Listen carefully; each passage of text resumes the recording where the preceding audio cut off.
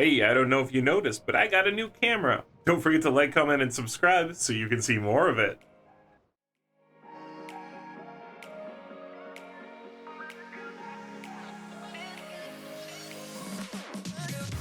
Welcome back, Eternal Dragon here, friends, and we've got a brand new build for you. This thing is AoZ ready.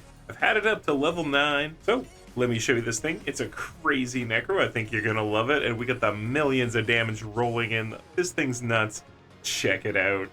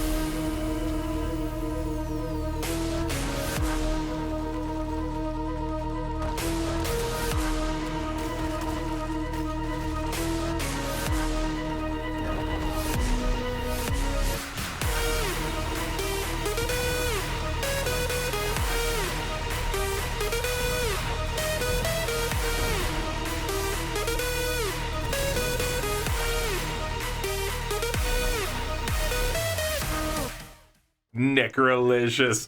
Let's check this thing out. Starting off here at the top, we've got a Deathless Visage. Critical strike damage here, physical bonus, and essence bonus with damage reduction. The Bone Spear leaving behind echoes as it travels. Those explode, dealing huge damage to our enemies in an AoE fashion. The armor, we got the Warlord's Plate of the Storming Shield. We've got some damage reduction stuff. Total armor roll on here. And then also we've got that imprint, Bone Storm, giving us a shield every time it deals damage.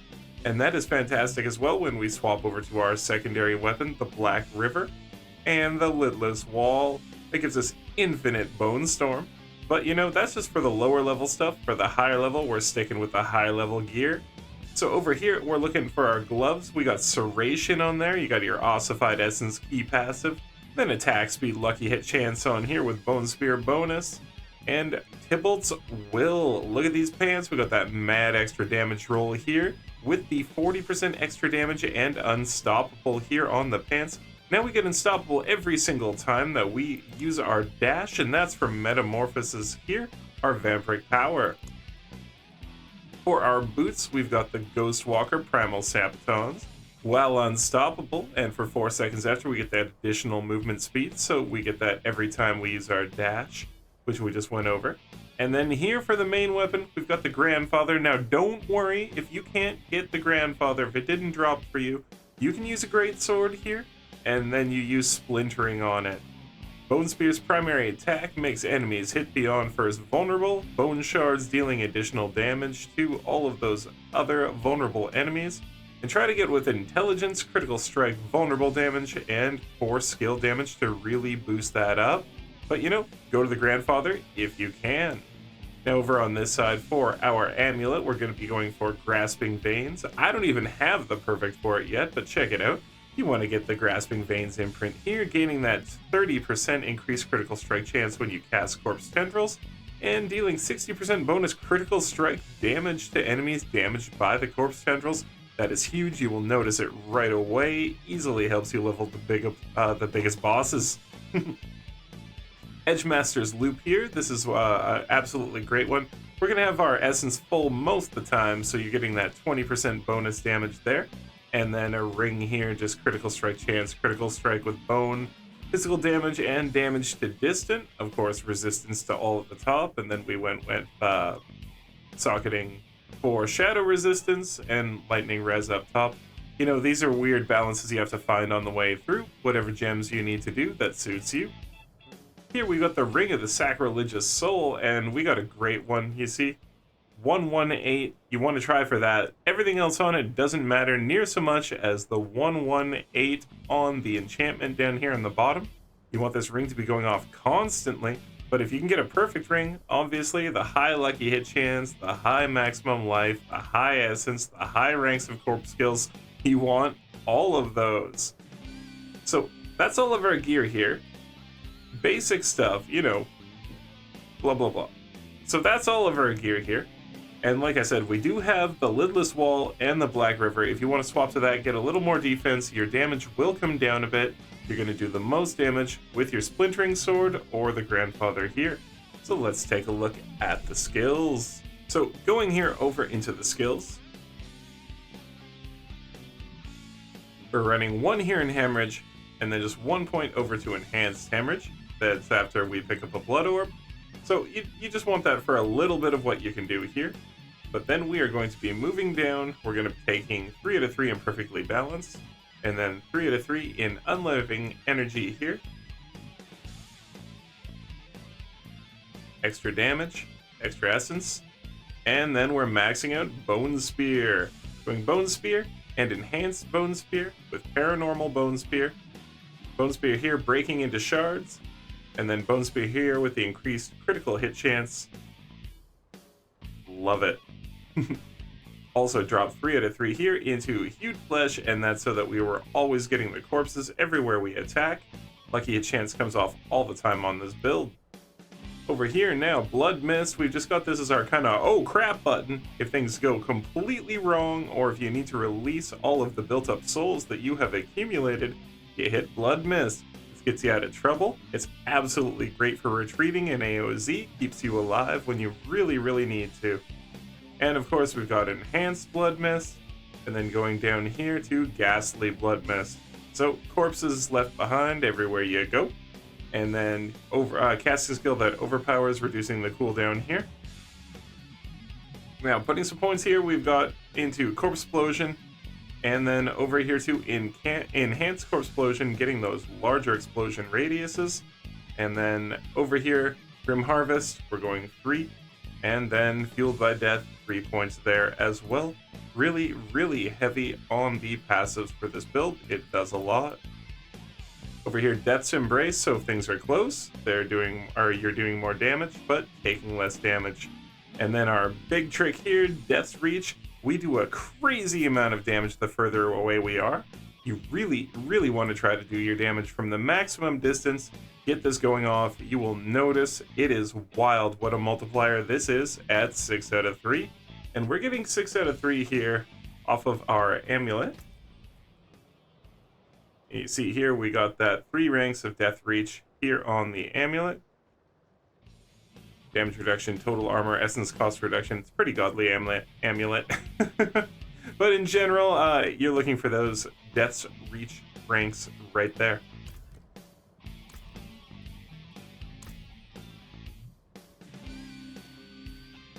Moving down to the next level here, we have Corpse Tendrils. This is going to be going off by itself all the time because of our ring.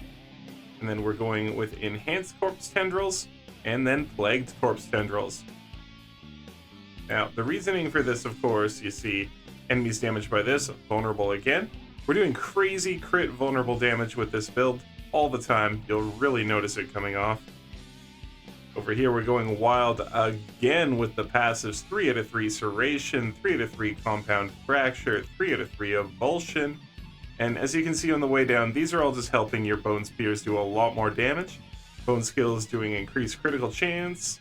Over here, Critical Strike 10 times Bone Skills. Your Bone Skills deal 15% increased damage for 15 seconds. This happens really fast with the Splintering Bone Spears. And then, of course, here, Avulsion, a lot of people's favorite skill. 15% increased critical strike damage to vulnerable enemies. Moving down to the next level, we have Standalone 3 out of 3 and Memento Mori 3 out of 3 because we are sacrificing everything. and then Bone Storm, Prime Bone Storm, Supreme Bone Storm. Critical strike damage way, or chance up way here, and damage reduction increased with the Bone Storm up. So when you're running the Black River and Lidless combo, this can really help give you additional damage reduction as well. Then over here, topping it off with Ossified Essence, your bone skills dealing increased damage for each essence you have above 50, and generally, our essence is pretty full. So that's your basic skills there. Now on the bar, we've got Corpse Tendrils, Bone Storm, Corpse Explosion, Blood Mist, Hemorrhage, and Bone Spear. Mainly, you just have to worry about Bone Storm, Blood Mist when you need it, and Bone Spear. Hemorrhage when you want to, but mainly Bone Spear is what you're going to be using, and you just clear on through. It's absolutely crazy. Tons and tons of fun, tons and tons of damage. Now here, you can see our sacrifices. We did Skirmishers and sacrifice for critical strike chance. Sacrificed our Cold Mages here for increased damage to vulnerable enemies. And sacrificed our Iron Golem for increased critical strike chance. Huge damage here by sacrificing absolutely everything. And then we have the Paragon Tree.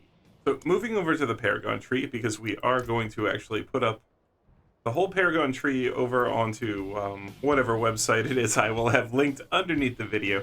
You can check it out, and you can go check out the Paragon Tree there. But we're going to take you a quick run through it, show you what we're doing.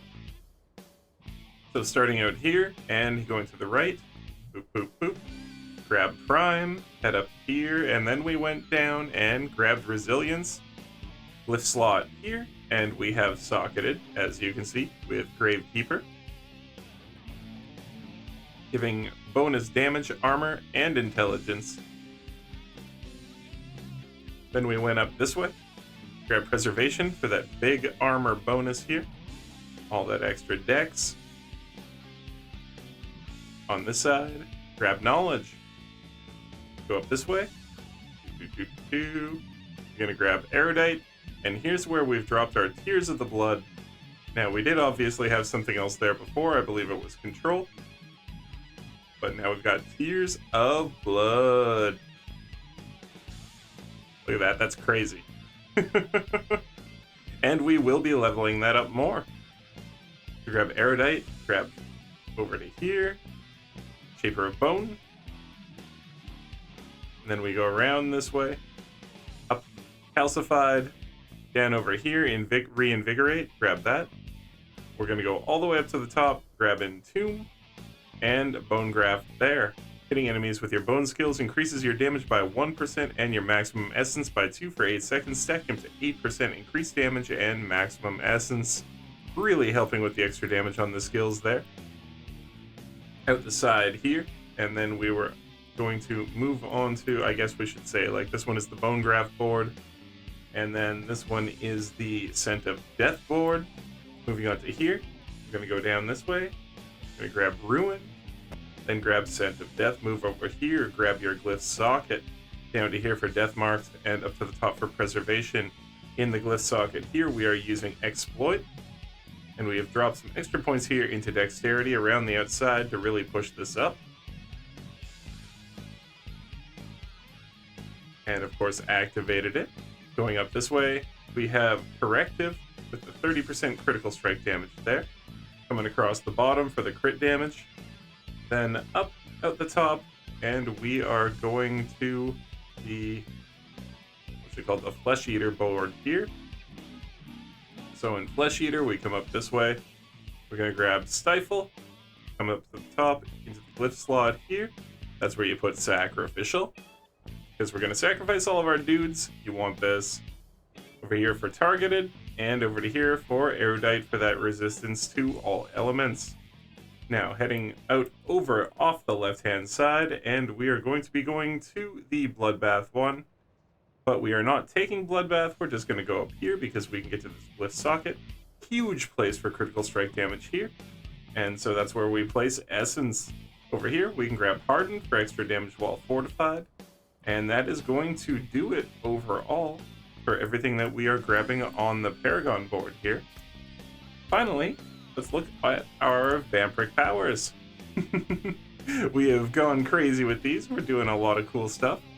So over here, Anticipation at the top. Ultimate skills gain 20% cooldown reduction. Ultimate skills doing increased damage. So that's super fun when we are running the Infinite Bone Storm, when you're doing that with the Lidless and the Black River. Then Metamorphosis. This is so we can trigger Tybalts all the time. It's a great skill anyway, but triggering Tybalts is where it's at. Prey on the Weak. Increase damage to vulnerable enemies. I think so. We got Sanguine Brace. When you kill an enemy, fortify for 6% of your base life. So we got a ton of fortify here. Love that. Love that for AoZ. Tons of extra defense when you fortify up real crazy. And then a Cursed Touch. We're gonna put that Vampiric Curse on the enemies. And then we can release all those stored up Cursed Souls when we use Blood Mist. Tons of extra damage there. Lots and lots of fun. Alright, so finally, we're just going to go down what the stats look like. So you can see my attack power is like 46,000, armor here at 8,651, and life at 16,000. Going down, resistances are full. See our critical strike damage here, almost 1,700. And vulnerable, only like 150. But that crit is crazy, and our crit versus vulnerable here, 24, coming off the socketing here. And of course, socketing more life here as much as we can. And then just socketing for resistances here to make sure that we were balanced. That's why we've got the ruby and the amethyst and the sapphire. All damage boost there. So as you can see, it's looking pretty crazy. Lots of awesome stuff. Base lucky hit bonus chance 25%. So there it is. That is your Necromancer AoZ build. So I hope you like it. I hope you like the new camera. What? And we are going to have a lot more videos coming again. I'm sorry for the brief hiatus. A lot of things happened, and if you ever catch me on the live stream, we'll tell you about what happened, but I don't really want to post about it in videos. We don't need to do a drama video about my life. So thanks for being here. Thanks for checking it out. Don't forget to like, comment, subscribe, check out the Paragon board over on the website, and until the next time, friends, happy gaming. Come flexing with style and mad skills like my name was Eternal Dragons gameplay and builds.